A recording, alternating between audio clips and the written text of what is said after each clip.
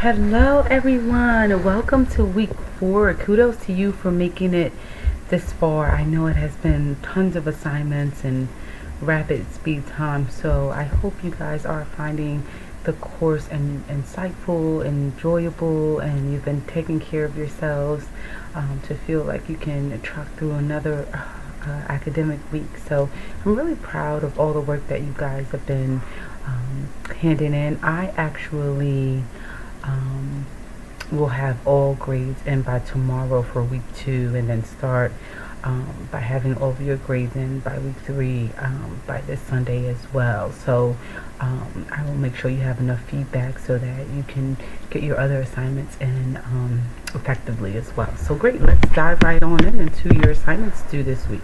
So your very first assignment is the cultural competency discussion board, and I really like this discussion because that's always kind of like a hot topic, but people are like, what is it, how do you define it? So you are going to have the luxury of defining cultural competence in your own word based on your readings and your cultural competence resource. But I'll tell you how I kind of see cultural competence, and just to kind of get your wheels going and seeing that this might be helpful for you, is that I don't really view cultural competence as something that we will ever achieve as human beings. I think that we are so complex and perplexed in who we are, regardless of the different cultures we belong to.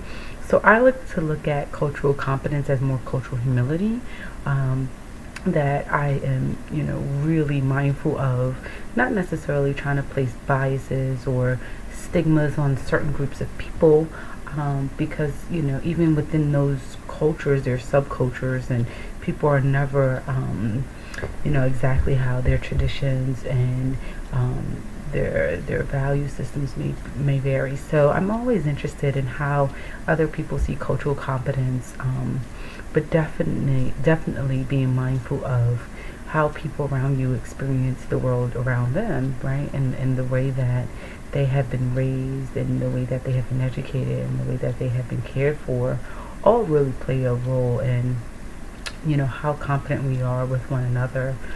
So make sure you respond to one of your peers and just talk about what you have learned from your classmate, right? What are your takeaways, and what do you feel like could add to their learning? Is there something that they said that you feel like you can speak to? So have fun with that. Cultural competence is definitely, clearly a hot topic and fun thing to discuss on how to define it. So have fun with that. And then your next assignment due is the inside life outside reflection. So what you're going to do is you're going to answer just the 3 questions. So you do not have to answer just 3 of these. You only have to answer 2. So just the first one, and then any 2 that you want. But you do not have to respond to a peer, although you can if you would like. I know you guys are super busy, so no pressure. But what you're going to really talk about is, after you watch the documentary, you're going to complete the post based on the questions that speak to you, but the first one is definitely mandatory while the other 2 are optional.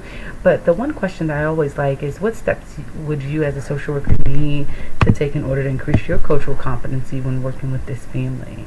And so I don't want to ruin the documentary for you guys, but I'm always interested to see what the connection is when people and the family are connected or disconnected, or have a healthy way of communicating, and how that can kind of fester into our ability to figure out the norms, right, and the roles, and how that equates eventually to the cultural competence of what is culturally accepted and what's not accepted within the dynamics of the family. So I'm interested to see how you guys respond to the documentary. I think you'll be having a lot of key takeaways. So I'm looking forward to that. So that's your other assignment.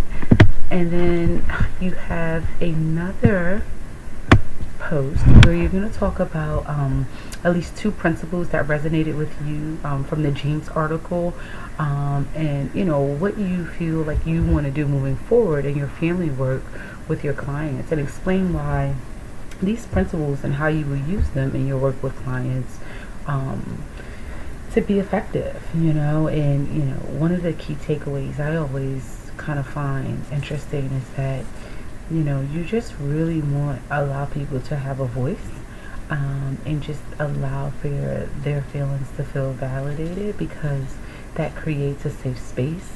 Um, in pretty much most cultures, right?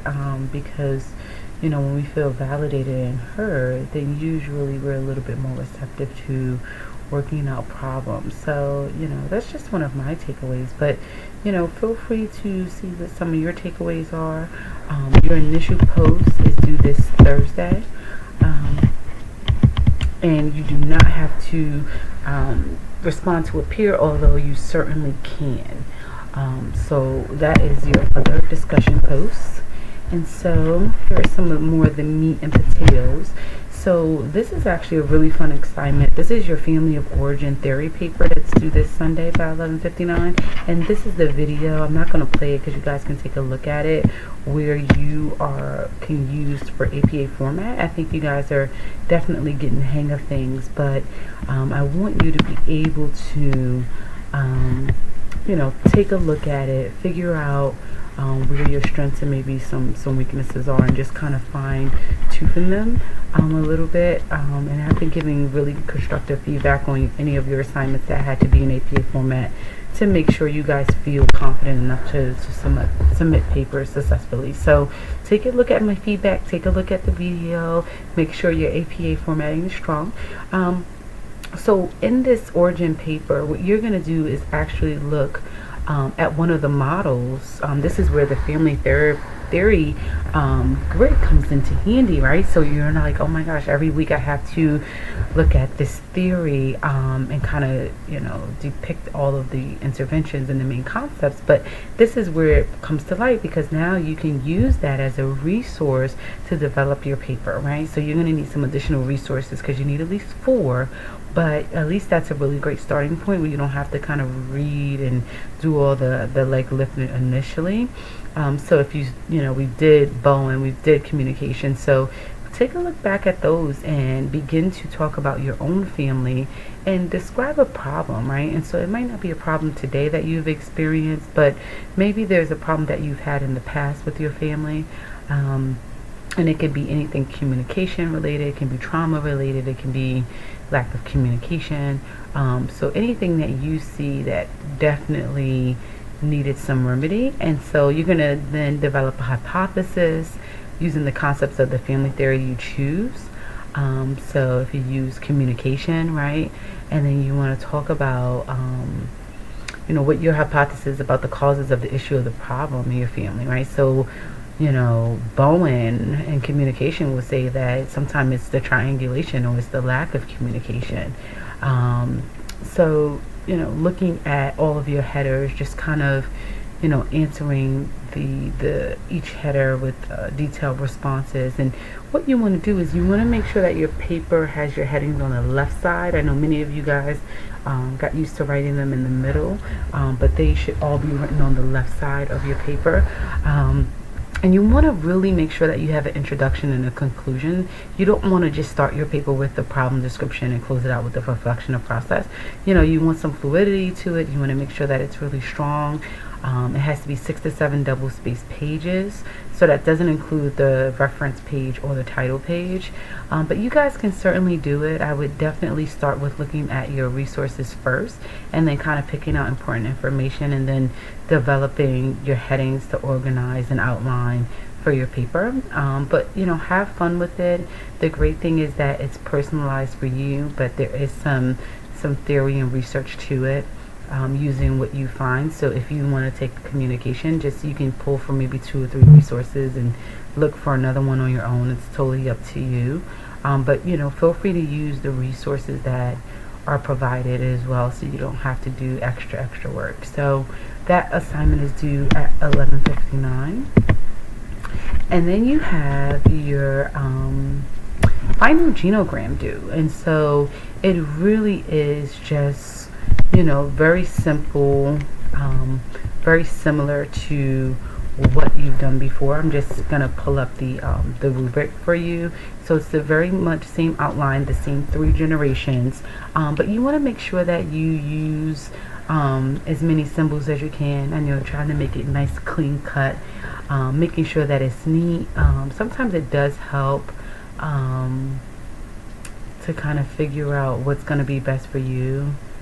Let's see. I'm just seeing here.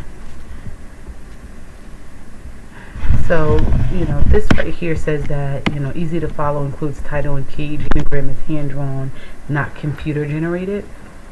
So that's a really interesting concept because it depends on, I think, your preference. I'm honestly not going to be a huge stickler for this part because I know it can get really messy when you're drawing it. But I think the reason why Weiner in particular wants you to draw it, because that is something that you can do with your clients immediately without it being on the computer. I think it's a different way if you guys draw it on a piece of paper or you draw it on like a dry erase board with them.